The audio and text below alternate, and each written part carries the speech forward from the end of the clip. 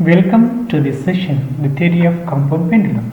In this session, I will tell about the definition of acceleration due to gravity, determination of acceleration due to gravity by simple pendulum, drawbacks of simple pendulum and the compound pendulum, and one worked example related to the moment of inertia. First, let's see the acceleration due to gravity. Carefully observe. The ball fell on the earth. Why it did not go away from the earth? The answer is acceleration due to gravity.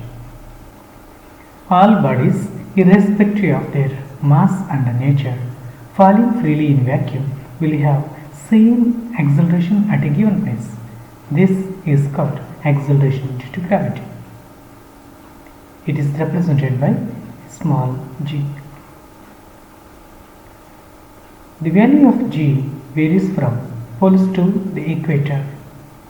At poles it is about 9.832 meter per second square.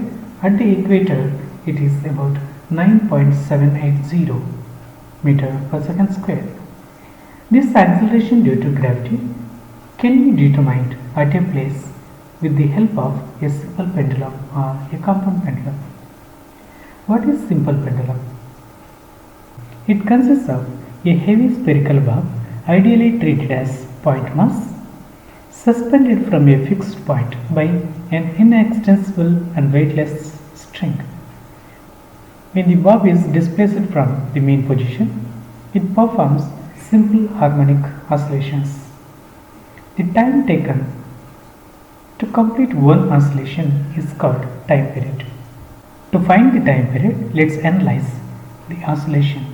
When the bob reaches the extreme position, so in this figure, point A, a force acting on the bob is mg vertically downwards.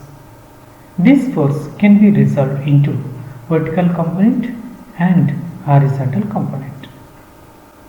The vertical component is mg cos theta, which makes an angle theta with the downward force mg.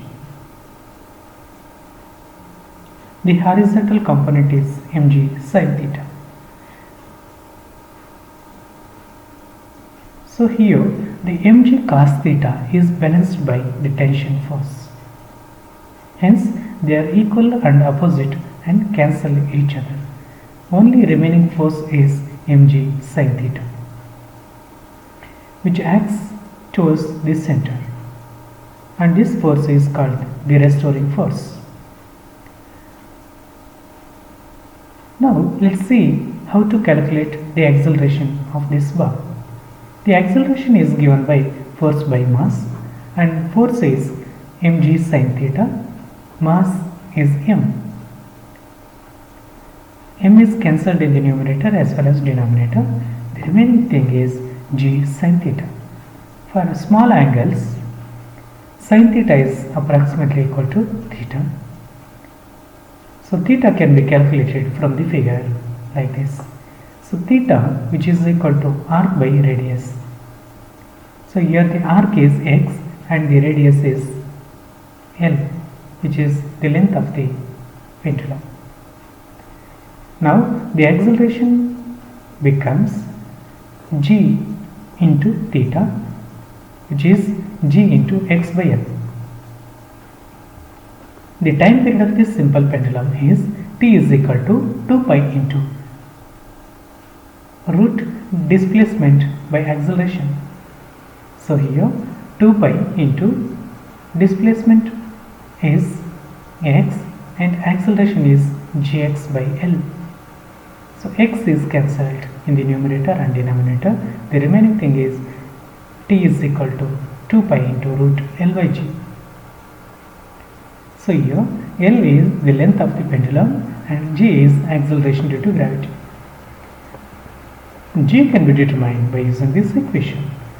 That is, g is equal to 4 pi square into L by t square. This is the expression for the acceleration due to gravity. Let's see the drawbacks of the simple pendulum. This simple pendulum is an ideal concept because point mass of the bob and weightlessness of this string is practically not possible. And here we have not considered the air resistance and also the buoyancy. The expression for this time period is true if the displacement is infinitely small and the motion of the bob is not translated. The rotatory motion of the bob should be considered in the formula. And bob is not rigidly connected to the string. It has some relative motion with respect to the thread.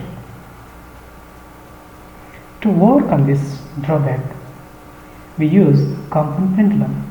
It is real life scenario. So what is compound pendulum? The compound pendulum is a rigid body which is capable of oscillating in the vertical plane. So this is the horizontal axis and it can oscillate in the vertical plane like this. This point is called the point of suspension and this point is called the center of gravity, and here the angle is theta between the equilibrium position and this extreme position, and which is called as the angular displacement. When the pendulum is displaced, two forces act. One is the force due to weight acting downward, and the second one is the force of reaction acting upwards. So these forces constitute a couple on the rigid body. So due to this couple, rigid body will tend to come to its original position with the angular acceleration.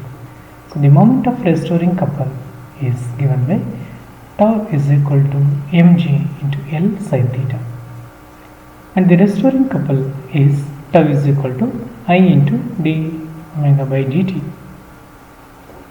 And equating these two equations, we get this equation.